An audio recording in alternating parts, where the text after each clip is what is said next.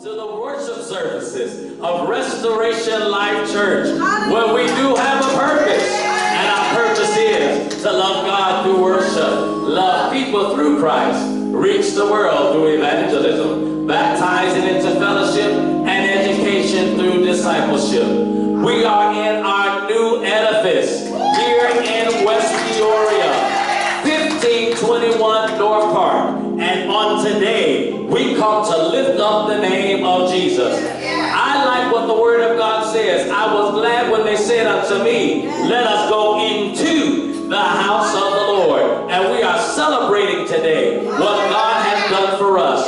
On this morning, we are having our very own Minister Betty open up with our scripture and morning prayer. Let's give it up for her as she comes.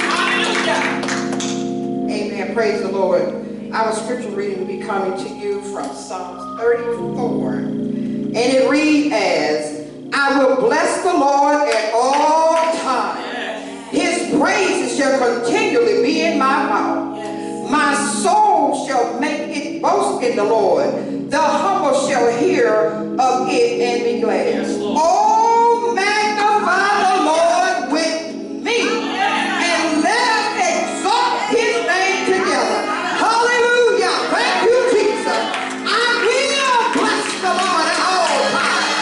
His praises shall continually be in my mouth. Let us bow our head in prayer, please. Hallelujah. Wonderful Jesus. Lord, we thank you and we praise you for this day, dear God. For this is the day that the Lord has made. And I will rejoice and be glad in it. Heavenly Father, I thank you for waking me up this morning, dear God. I thank you for a brand new day of grace and mercy, dear God. I thank you that you kept your hand of protection upon us right now, dear God. I give you a praise of thanksgiving right now, dear God. I will enter into your gates with thanksgiving. Hallelujah. I will lift up my voice, dear God, and magnify your holy name, dear God, because I'm standing on your word, dear God. And your word says, no weapon formed against me is going to prosper. And I lift up my voice today, God, to say thank you, dear Jesus. Thank you, dear Jesus. Bless the hospital, dear God. Bless each and every one of us, dear God. Bless our frontliners, dear God. Bless our children, dear God. Bless this country, dear God. Touch our president, dear God. Pour it overflow in the White House, dear God. Let everything that's done in the dark come to the light. Let every crooked thing be made straight, God. Lord, we need you on today. We need you, God. And we acknowledge, dear God, that you are still in control, dear God. That you don't sleep, nor do you slumber. So, God, in the meanwhile, we're going to continue to praise and worship your name, dear God. In the mighty name of Jesus, God. We thank you, we love you, and we adore you. Hallelujah. Everyone say amen.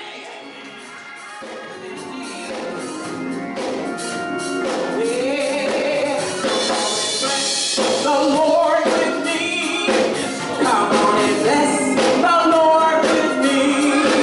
Come on and bless the Lord with me. Come on and bless the Lord with me. Help me sing it now. Bless the Lord with me. Bless the Lord with me. Bless the Lord with me. Hallelujah. Bless the Lord with me. Bless the Lord with me. Bless the Lord with me.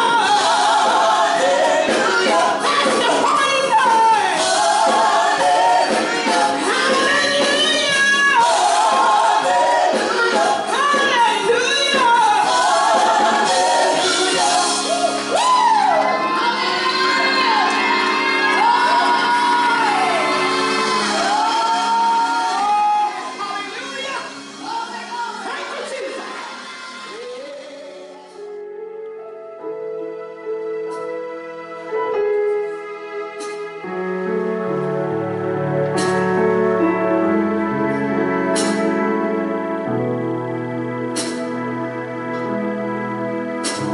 give life, you are love, you bring light to the darkness, you give hope, and you restore every heart that is broken.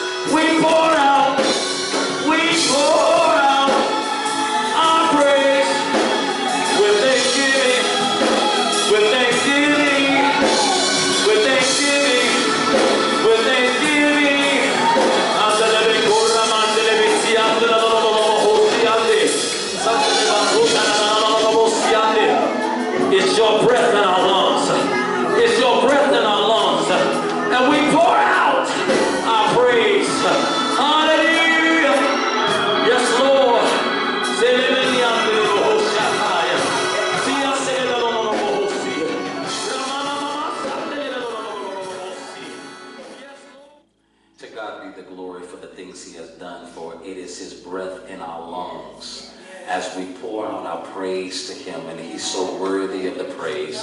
From the rising of the sun until the setting of the same, our God is worthy to be praised. I want to encourage the people of God, those that did not hear last week's message, to hear it again, to go back or to hear it for the first time, as I believe there is a clarion call to America for leadership to come into repentance.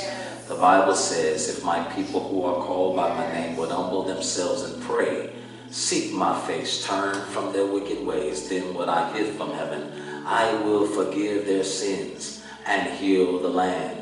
But particularly our leaders, spiritual and natural leaders, as the Lord was revealing some things to me in regards to those that are in leadership. We have a tendency of selecting based off social, how we feel about social issues. Yet this is a time and season that we need to rethink, we need to revisit, and ask ourselves some very pertinent questions about those that we are selecting to be in leadership. The way we see it is one way, but God looks at the heart. And one thing that he does not tolerate, and that's idolatry. He does not tolerate idolatry. He said, thou shalt not have no other gods before me. So we are going to continue with that theme of restoration of the altar. Restoration of the altar. Go with me, please, to 2 Samuel 22 and 2. 22 and 2. We'll start with the first verse just to get started, and then I want to really focus on 2 and 3 and maybe even 4. But 2 Samuel 22. Hallelujah. Somebody shout hallelujah. Hallelujah. If you got it, say I got it. Good. And it reads, and David spake unto the Lord the words of this song in the day that the Lord had delivered him out of the hands of his enemies and out of the hands of Saul. And he said, the Lord is my rock and my fortress and my deliverer, the God of my rock, in him will I trust. He is my shield and the horn of my salvation, my high tower and my refuge, my Savior, thou savest me from violence. I will call on the Lord, who is worthy to be praised. So shall I be saved from my enemies. May the Lord add a blessing to the reading, the hearing, and doing of his precious word. Let's pray. Spirit of the living God, we pray for preaching anointing that breaks and destroys yokes, that lifts up the heavy burden, that causes the blind to see, that causes the spiritual deaf ear to hear. God, we need you today. You have given us a pertinent word for such a time as this. You have called us back to the place we have left. Forgive us, God, for leaving the altar. We thank you, oh God, for this time and season. And we thank you for preaching mercy. In Jesus' name we pray. Somebody shout hallelujah. Hallelujah. I want you to scream at your neighbor and say, neighbor, grab hold to the horns of the altar. That's what we're going to preach today. Grab hold to the horns of the altar.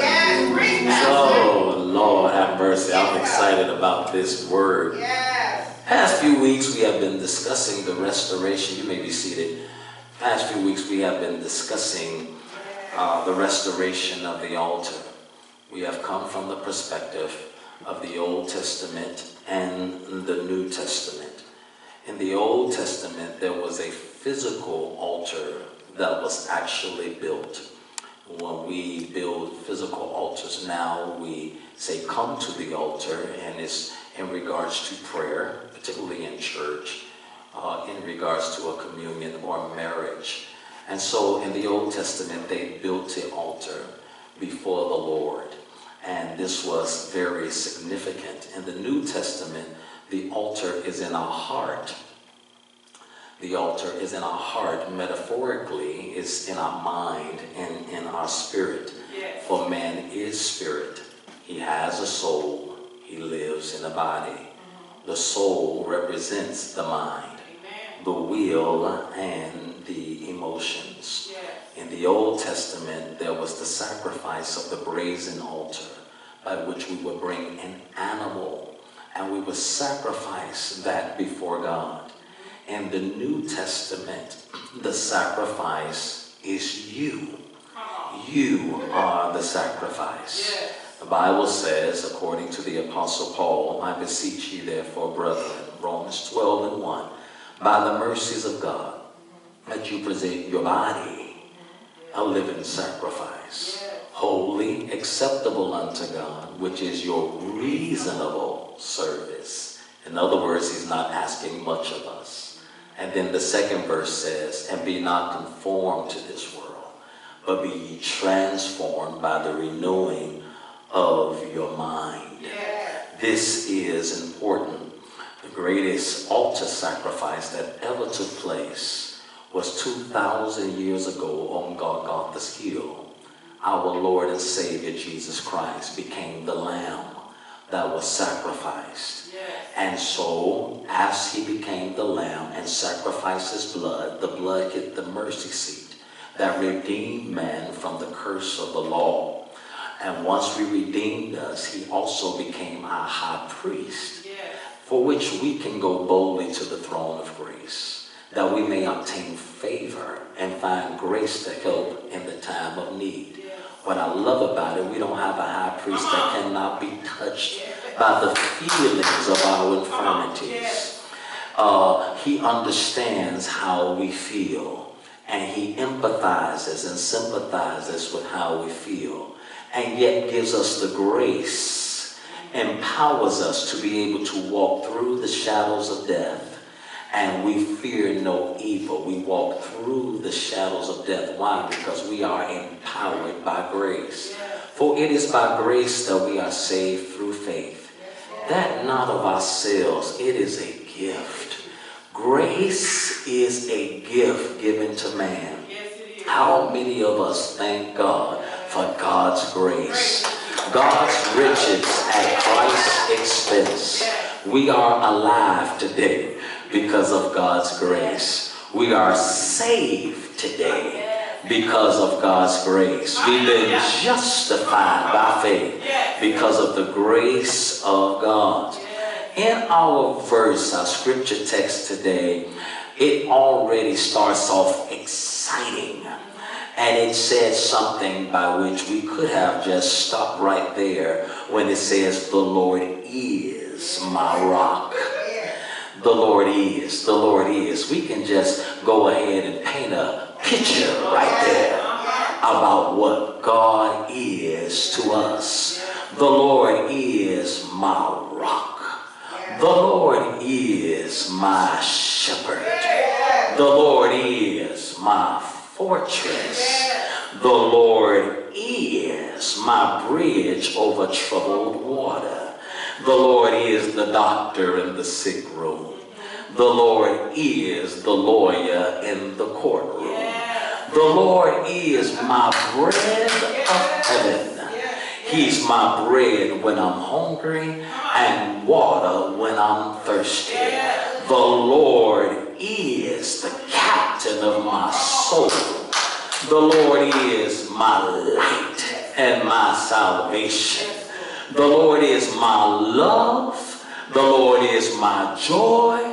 The Lord is my peace that surpasses all understanding. The Lord is my protector. The Lord is my covering. The Lord is my deliverer. The Lord is my propitiation for my sins. Somebody say the Lord is. He is my heavenly Father. He is is the King of kings. The Lord is my Lord of lords.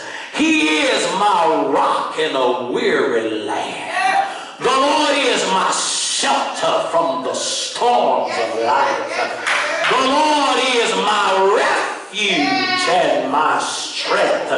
He's a very present help in trouble. The Lord is all. I can just park right there for the next 30 minutes about what God is to me. The songwriter says he's my all and all. Somebody shout hallelujah. The name of the Lord is a strong tower. The righteous run into and they are safe. I don't know what's going on in your life right now, but I can speak and give you a testimony that I'm safe in the Master's arms. From the storms of life, I'm safe because there are angels dispatched on the north, south, east, and west of me. Somebody say, I'm safe in the Master's arms. So we have a setup in the Old Testament of the altar. And we talk about, from an Old Testament perspective, the brass altar, or the altar of sacrifice, or the sweet altar of incense, by which we talked about a few weeks ago. And on each altar, you're going to find 4 horns. 4 horns. And these are the horns to which animals were sacrificed. They were, bound to the altar. They were tied to the altar. They were stuck or staked to the altar. And this is a clear shadow. This is a clear shadow and picture of Christ's sacrifice, how he was tied and nailed to a cross on Golgotha's hill. An ultimate sacrifice.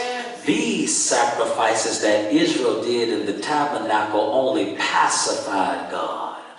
But when the blood from Christ, from his veins, hit the mercy seat, it made all the difference in the world. And it gave us access into the holies of holies.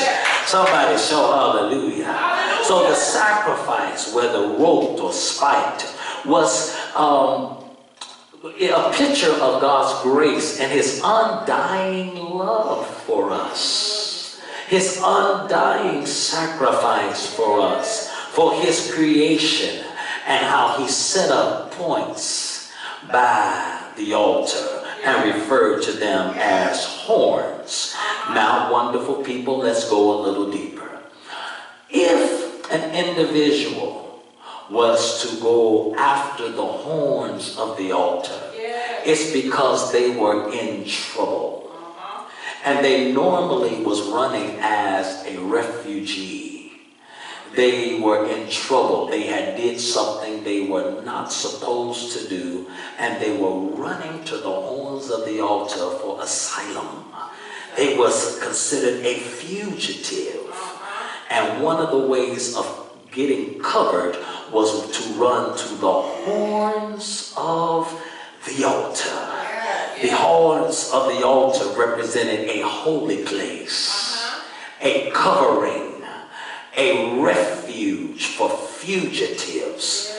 It represented a place of repentance, a place of humility, a place where you can beseech God for his grace and beseech him for his mercy. Because you had done something, you had said something, you had taken out somebody's life, and you were trying to find a place of covering.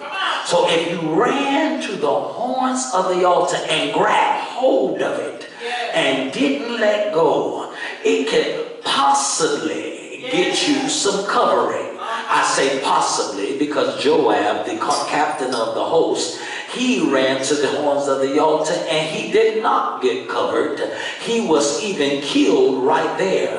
But when God's mercy is upon you, when God's grace is upon you, you can grab hold to the horns of the altar and not let go and expect to be rescued, expect to be covered, expect a blessing.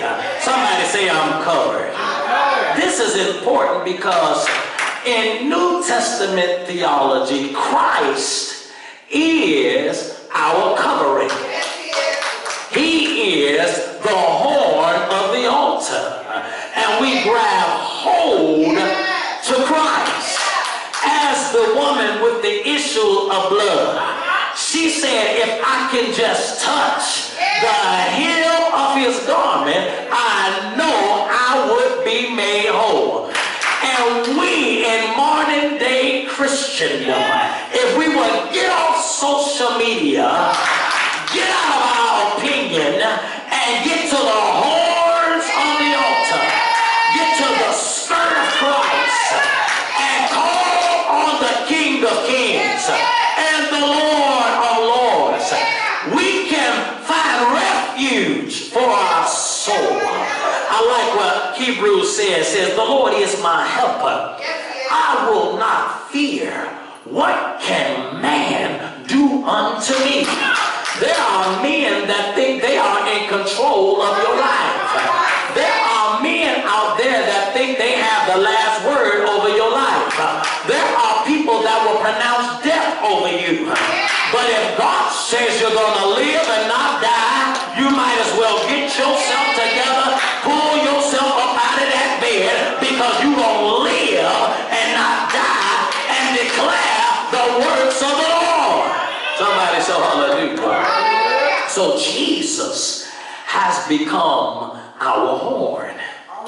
He's the horn of the altar that was on the brazen altar. He is the altar, the brazen altar, and the altar of incense. And because of that, he mediates our case. He mediates what's going wrong, and he presents it before God on a daily basis. And it doesn't matter if it's a physical enemy. It doesn't matter if it's a spiritual enemy. It doesn't matter if you have a guilty conscience. You can run to the horns of the altar and find refuge for your soul. And so the implication is one seeking deliverance and strength for his mind and heart. And as he runs, he can fall right before God and plead. You can plead before God. And some of us have such guilty conscience, we don't believe that God won't hear us. We won't believe, I've done too much. He said, are you the one I want to talk to? Come unto me, all ye that labor and are heavy laden, and I will give you rest for your weary soul. I just need you to come unto me. Bring me your guilt. Bring me your shame. Bring me your depression. Bring me your discouragement. Bring all of it to me. In fact, I took your guilt. I took your shame. You can cast it all on me. I'm big enough to hold all of it. I'm big enough to hold your worst sin. And if you just grab to the horns of the altar, I'll bring salvation to you. I'll bring deliverance to you. I'll restore you. Oh, Lord, have mercy. Somebody show hallelujah. So that's the way our Jesus operates. He will not despise, according to Psalms 51, a broken and contrite spirit. He will not turn you away. I don't care what you've done. I don't care how you did it. I don't care who you did it with. You can bring all of it to Jesus and be restored back as new. You can bring all of it to Jesus and experience a fresh heart, a new spirit.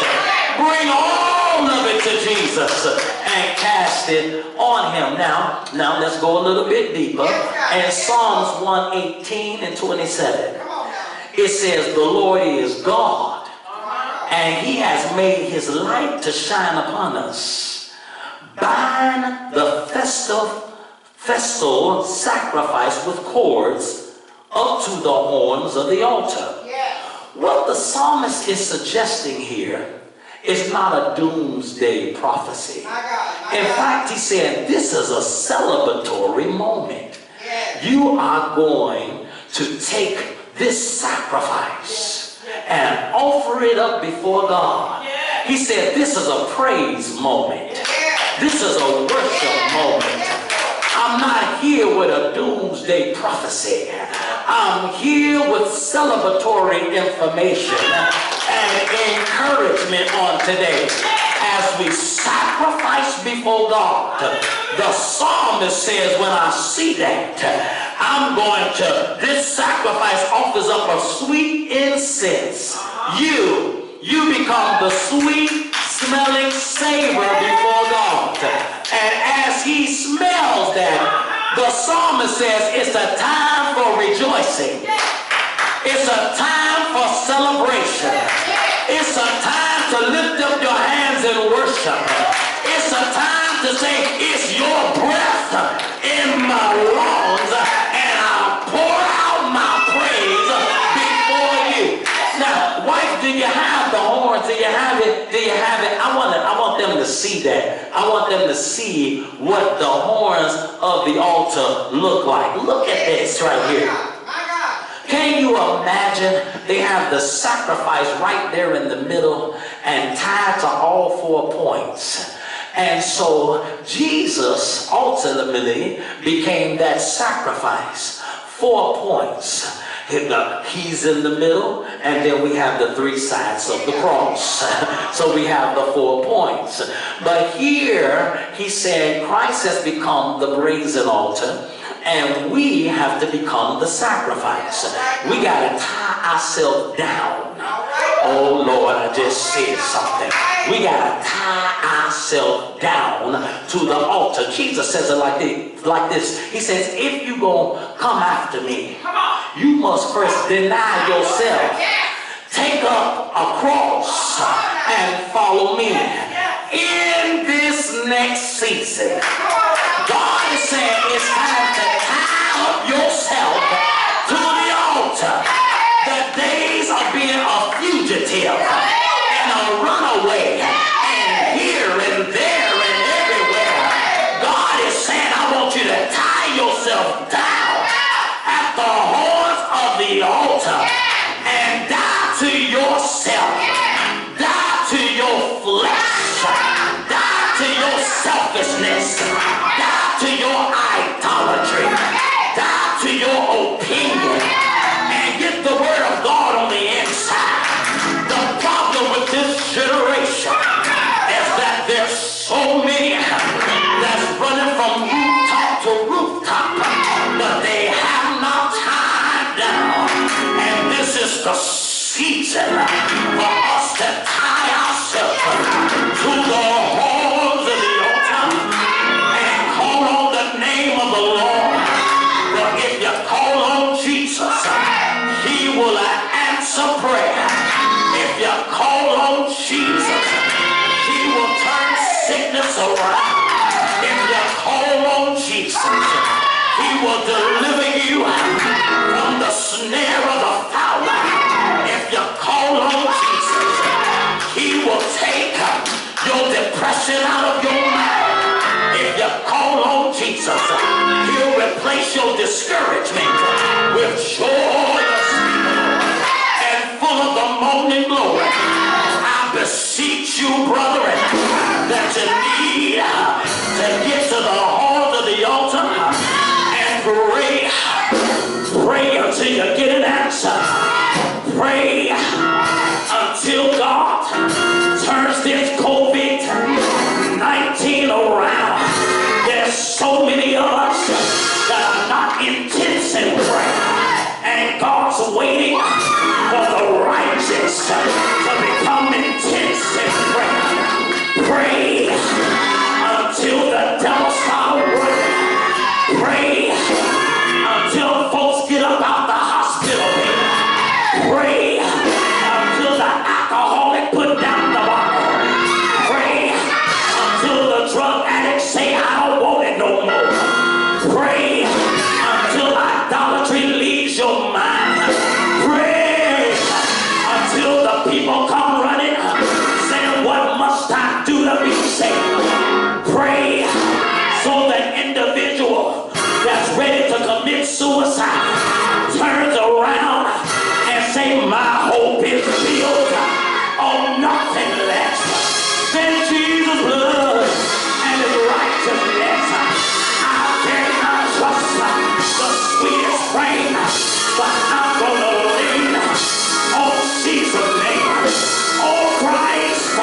The rock stands. All of the ground is seeking sand. Wonderful people, it's time to get to the horn of the altar and hold on. Don't let go. Hold on. Keep pushing. Hold on. Don't give up. Don't quit. Don't throw in the towel. Don't you give up. Because help is on the way. Help is on the way. God's not gonna leave us like this. Help is on the way. He said, I heard you the first time, but there's been wars in the heavens. The archangel has been fighting on your behalf. But on today, help is on the way. The Lord spoke to me when the governor said we're going into shelter in place. The second time, he said, I want you to get ready for midweek refreshing service by the middle of the month. Who knew that President Trump would get right on the very same week and say, let the church reopen because it is essential. I knew that. He may have not known it, but I knew that the pastor was essential. I knew that the apostle was essential. I knew that the prophet was essential. I knew that the evangelist was essential. I knew that prayer was essential. I knew that where two or three are gathered in my name, there I am in the midst. I knew when we come together corporately, one can chase a mountain, two put 10,000 aside. I was obedient to what the Spirit of the Lord. Why? I heard his voice, and he's been speaking. He said, James, I'm gonna deliver her. James, I'm gonna set free. James, stay on your knees. James, intercede for the people. The responsibility that we have to pray for the president, pray for the government, pray for the mayor, pray for the politician, pray for the pastor, pray for the saints of God, for if my people who are called by my name will humble themselves, pray, seek my face, pray, seek me, Lord, while they make me better, hold upon him while he is near. Let the wicked forsake his ways, the unrighteous man.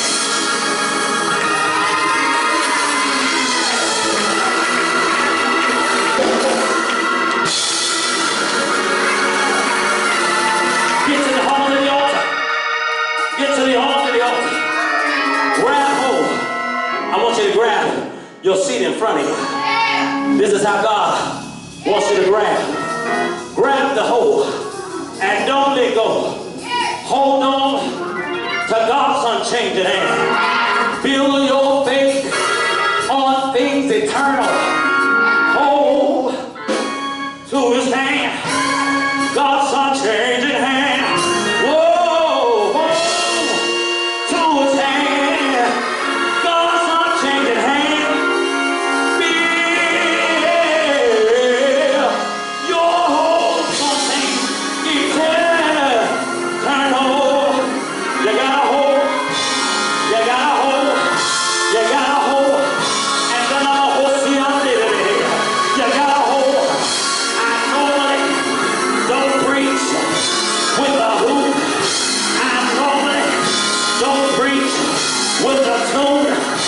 But here lately, I found myself in another place, letting the devil know that you can't have my mind, you can't have my wife, you can't have my marriage, you can't have my church, you can't have my destiny, you can't have my vision. God brought me from back there to right here, and if he can do that, he can take me all the way to the next level, all the way to the next experience. He covered me when I was in the club. He covered me when I was getting high. He covered me when I was somewhere I had no business. How much more will he cover me now? For now faith is the supple. I better stop. I better stop. I better stop. I better stop. I better stop. I feel the Holy Ghost. I feel the Holy Ghost. I feel the Holy Ghost. I feel the Holy Ghost. Restoration has come from those who hold to the altar. I tell you to praise. I tell you to worship. I tell you to praise. The whole time I'm a host.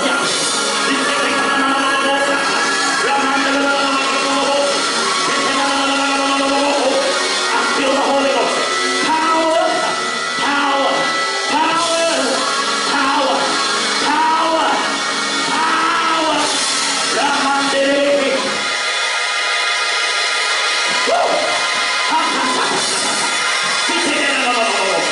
Reach up, people. Reach up. Reach up. The Holy Ghost is here. The power and the anointing of God is here.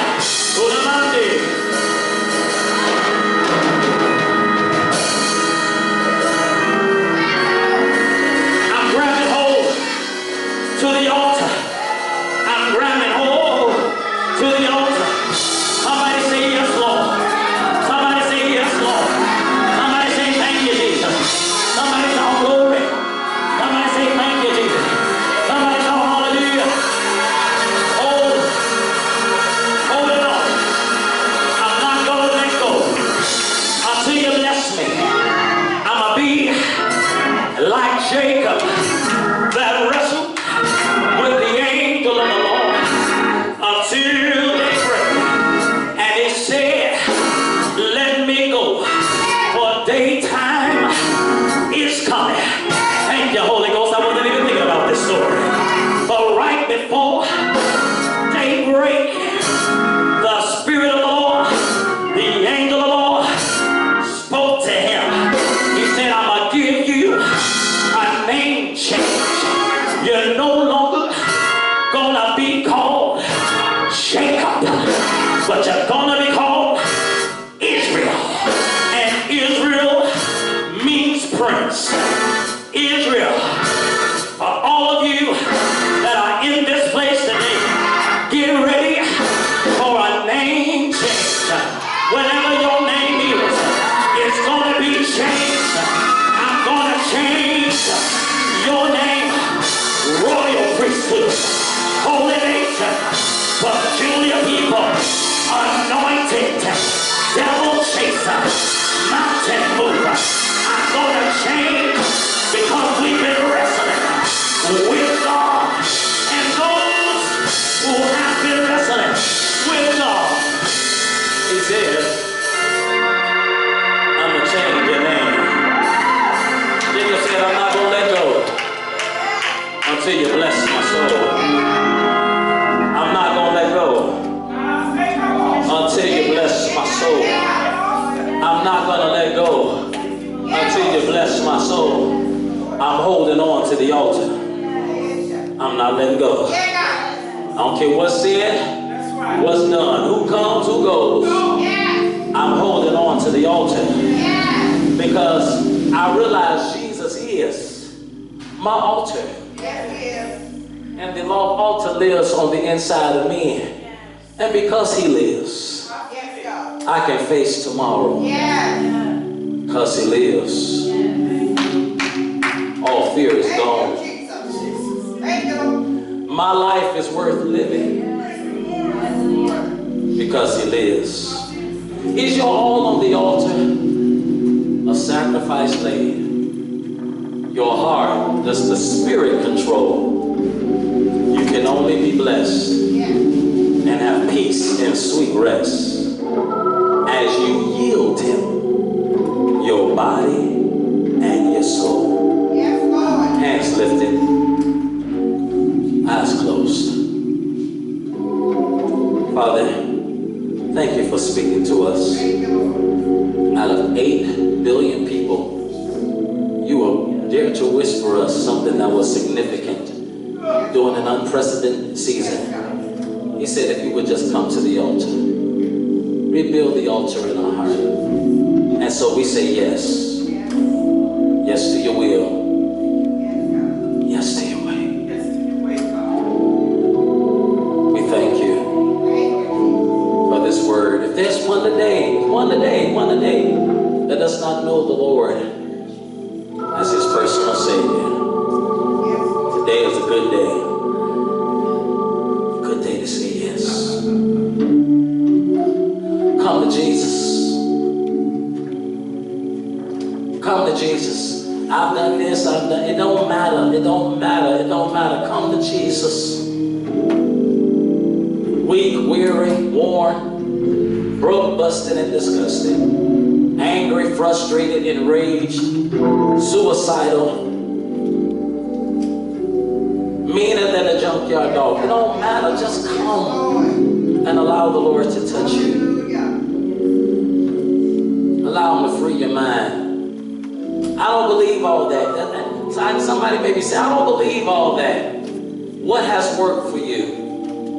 Everything that you have believed in has let you down. I'm just going to ask you to try Jesus. Try Jesus. See, I've been there, done that. Yes. I tried to get away. I tried to believe. I tried not to believe. The Lord touched my heart. He touched my mind. He touched my spirit. And I discovered that he's sweeter than honey in the honeycomb.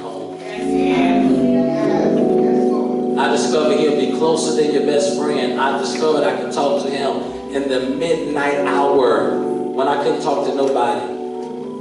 Talk to him about anything. Don't have to worry about it going nowhere. I can tell him my deepest secrets and fears. And he don't judge me, but he loves me. Gives me courage and understanding. Wisdom and knowledge to have a better life, a better day. If that's you, give your life to Jesus. Repeat after me. Dear Jesus, come into my heart. Come into my heart to stay. I believe that you died and rose again. I confess with my mouth the Lord Jesus, and I believe in my heart that you was risen from the dead. I receive you as Lord and Savior in Jesus' name. If you said that you are now a Christian, find you a Bible-based church and get yourself planted and grow in the things of God. For the backslider, God is married to you. Come on back home. Come on back home. You have been out there long enough. It didn't work. No matter what the reason was that you ran from the church, God is a restorer. God is a healer and a deliverer. Wonderful people, for those of our members, our partners, or you just looking at this by chance on today, we want to encourage you to sow. Continue to give your tithes. Continue to give your offering, large or small. God honors it. I'm not working right now. It does not matter. God honors what you do give. The Bible says give and it will be given back to you. Good measure, pressed down, shaken together.